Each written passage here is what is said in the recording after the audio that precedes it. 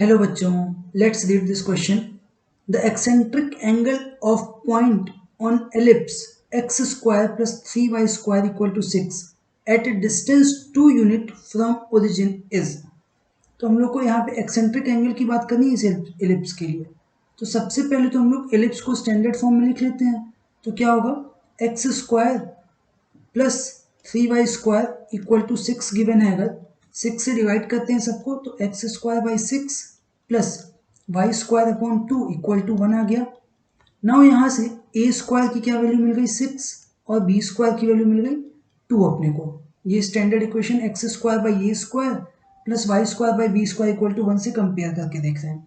Now अगर हम लोग एलिप्स फॉर्म करें तो क्या होगा, एक जनरल एलिप्स के केस में एक पॉइंट हम लोगों ने कंसीडर मान लो कर लिया कि यहाँ पर एक पॉइंट है जो थीटा एंगल, यही एक्सेंट्रिक एंगल यहाँ से फॉर्म हो रहा है, थीटा एंगल। ठीक है, तो क्या लिखा हुआ है कि इस पॉइंट के लिए डिस्टेंस क्या है, एक्सेंट्रिक पॉइंट यही है P, एक्सेंट्रिक एंगल है पॉइंट के लिए। तो डिस्टेंस कहाँ है, ओरिजिन से डिस्टेंस है 2, तो ये डिस्टेंस हो गई 2। अब अगर हम लोग P पॉइंट को पैरामीट्रिक फॉर्म में लिखें तो किसी भी जनरल पॉइंट का इक्वेशन क्या होता है, a cos theta comma b sin theta.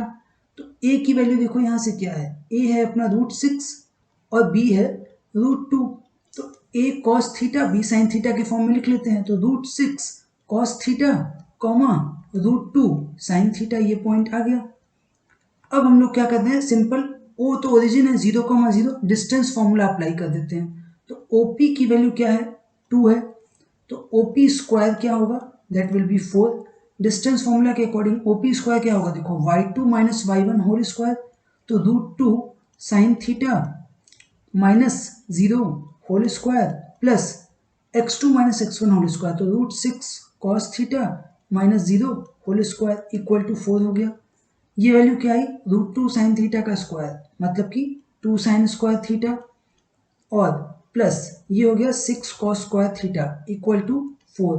अब यहाँ पे देखो 2 sine square theta plus 2 cos square theta एक साथ रखते हैं। 2 times sign square theta plus cos square theta एक साथ रख लेते हैं और प्लस 4 कॉस स्क्वायर थीटा को अलग कर देते हैं। तो ये वैल्यू क्या आ जाएगी, 4 लिखी हुई है। अब देखो 2 टाइम्स ये तो 1 हो गया, 2 इंटू 1, तो 4 कॉस स्क्वायर थीटा यहाँ से क्या मिलेगा 4 माइनस ये वाला 2 उधर गया तो फाइनली वैल्यू आ गई 2। तो यहाँ से देखो तो कॉस स्क्वायर थीटा अपने पास क्या आया 1/2, यानी कि कॉस थीटा आ गया 1 प्लस माइनस 1/√2। तो अब सिंपल वैल्यू है, तो पहले तो प्लस √2 प्लस 1/√2 के लिए देखते हैं।